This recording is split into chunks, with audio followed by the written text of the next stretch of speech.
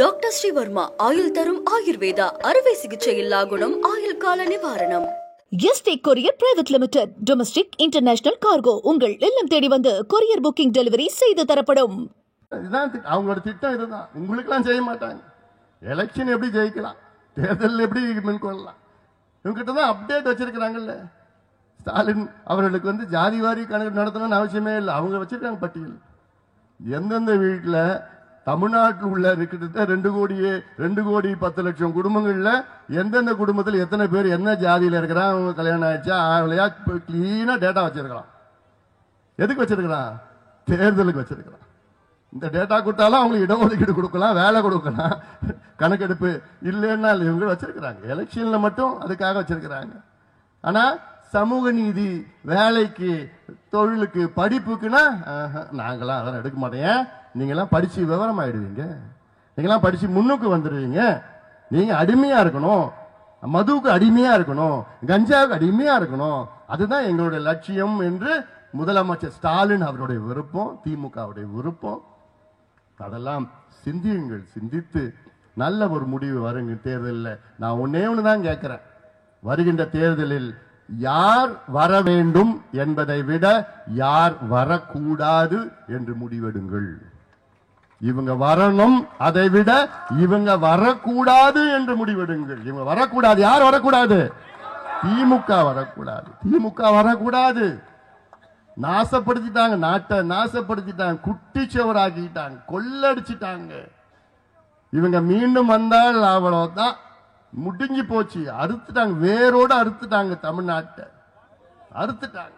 அதனால நிச்சயமாக இவர்கள் வரக்கூடாது. தகுதியற்றவர்கள், ஆள தகுதியற்றவர்கள், திறமையற்றவர்கள், தமிழ்நாட்டை ஆள திறமையற்றவர்கள், தகுதியற்றவர்கள்.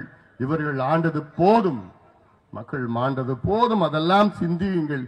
சிந்தித்து நல்ல முடிவு எடுங்கள் தமிழக மக்களே. நமக்கு காலம் இன்னும் 6 மாதம் தான் இருக்கிறது. இந்த 6 மாதத்துல ஆசை வார்த்தைகள் வந்து பேசுவாங்க. இந்த திட்டம் இப்படிலாம் ஏமாத்துவாங்க. எதுக்கும் நீங்க அசரக்கூடாது. ஏன்னா இன்னைக்கு நேற்று பேசினார் ஸ்டாலின், பேசுறார், திமுகவுடைய கண்கள் 2 கண்கள், கல்வி, சுகாதாரம். இதுதான் நாங்க சொல்லிட்டு இருக்கிறோம். 20 வருஷமா சொல்லிட்டு இருக்கிறோம். காப்பீடு எடுக்கிறதுக்கு ஒரு அளவு இல்லையா? காப்பீடு அளவு இல்லையா? 2 துறையும் நாசப்படுத்திட்டாங்க. கல்வி பத்தி பேசுறாங்க. கல்வி எந்த நிலையில இருக்கு தெரியுமா? இன்னைக்கு தமிழ்நாட்டில் இருக்கிற பள்ளிக்கூடத்தில் 1 லட்சம் வகுப்பறைகளுக்கு ஆசிரியர்கள் கிடையாது. எவ்வளோ? 1 லட்சம் வகுப்பறைகளுக்கு ஆசிரியர்கள் கிடையாது. தமிழ்நாட்டில் 20,000 ஆசிரியர்கள் பற்றாக்குறை. பள்ளிக்கூடத்துக்கு 20,000 ஆசிரியர்களுக்கு பற்றாக்குறை. கடந்த சில வாரங்களுக்கு முன்புதான் ஒரு அறிவிப்பு, 2500 ஆசிரியர்கள் நாங்கள் நியமனம் பண்ண போறோம். அறிவிப்பு, அவ்வளவுதான், வரப்போறது கிடையாது. இடைநிலை ஆசிரியர்கள், பட்டதாரி ஆசிரியர்கள், அதெல்லாம் எதுவுமே கிடையாது. ஒரு 1.5 வருஷத்துக்கு முன்னாடி ஆர்டர் போட்டாங்க.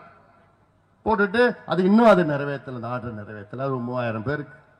ஆக கல்வித்துறை சுத்தமா முடிஞ்சு போச்சு. பள்ளி கல்வித்துறையும் சரி, உயர்கல்வித்துறை சுத்தமா முடிஞ்சு போச்சு. இதெல்லாம் சுகாதாரம் அதோட மோசம். ஆட்சிக்கு வந்து, அதாவது கடந்த 40 ஆண்டு காலத்துல முதல் முறையாக இவங்க ஆட்சியில ஒரே ஒரு மருத்துவக் கல்லூரி கூட திறக்கல, ஒரே ஒரு MBBS கூட உயர்த்தல, எண்ணிக்கை உயர்த்தல. இது இப்படி இவ்வளவு காலமா எந்த ஆட்சியிலையும் செய்யல இதெல்லாம். அதனால இதெல்லாம் மோசமான ஒரு ஆட்சி தமிழ்நாட்டில் நடந்து கொண்டிருக்கிற. எல்லா துறையிலும் தோல்வி அடைந்து விட்டார்கள்.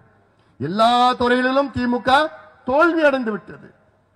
ஆனால் அவர்கள் நாடகம், ஆசை வார்த்தைகள், ஜாலம் வார்த்தைகள் எல்லாம் பேசி கீசி உங்களை வந்து மனசிடம் அப்படியே மாற்ற முயற்சி பண்ணிட்டு இருக்கிறாங்க. ஏமாறாதீர்கள் தமிழக மக்களே, ஏமாந்தது போதும், ஏமாந்தது போதும். கடந்த தேர்தலிலே நீங்கள் ஏமாந்தது போதும். மறுபடியும் இந்த தவறை நீங்கள் செய்யாதீர்கள் என்று உங்களை மன்றாடி கேட்டுக்கொள்கின்றேன். குறிப்பாக தமிழ்நாட்டுடைய பெண்கள் உங்ககிட்ட நான் தயவு செய்து நான் கேட்கிறேன். நான் இந்த தப்பை மறுபடியும் செய்யாதீங்க. தேர்தல் நேரத்தில் வருவாங்க, பணத்தை கொடுப்பாங்க, மூட்டையை தூக்கிட்டு வருவானுங்க, பணம் மூட்டையை தூக்கிட்டு வருவாங்க, கொள்ளடிச்சதை தூக்கிட்டு வந்து 500, 1000, 2000, 3000, 10,000 என்னென்னமோ கொடுப்பானுங்க.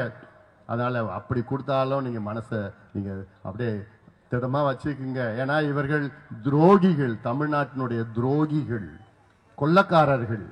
கஞ்சா விற்கிறவர்கள், மது விற்கிறவர்கள், சாராயம் விற்றுக் கொண்டிருப்பவர்கள் உங்களுடைய வாழ்க்கையை நாசம் செய்து விட்டார்கள். உங்களுடைய பிள்ளைகளுடைய வாழ்க்கை, உங்களுடைய சந்ததியினருடைய வாழ்க்கையை நாசப்படுத்தி கொண்டிருக்கின்றார்கள். இவர்கள் மீண்டும் வந்தால் இன்னும் நாசமாகிவிடும். தமிழ்நாடே மாயமாகிவிடும், நாசமாகிவிடும்.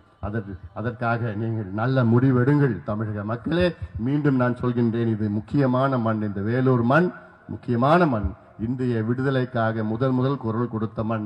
தமிழ்நாட்டு விடுதலைக்காக இந்த மண் குரல் கொடுக்க வேண்டும். இந்த மண்ணிலிருந்து புரட்சி வெடிக்க வேண்டும், மாற்றம் நடக்க வேண்டும், முன்னேற்றம் நடக்க வேண்டும். உங்கள் உரிமைகளை நாம் மீட்டெடுக்க வேண்டும். நம்முடைய உரிமைகளை நாம் மீட்டெடுப்போம். அதற்கு ஒன்றிணைவோம்.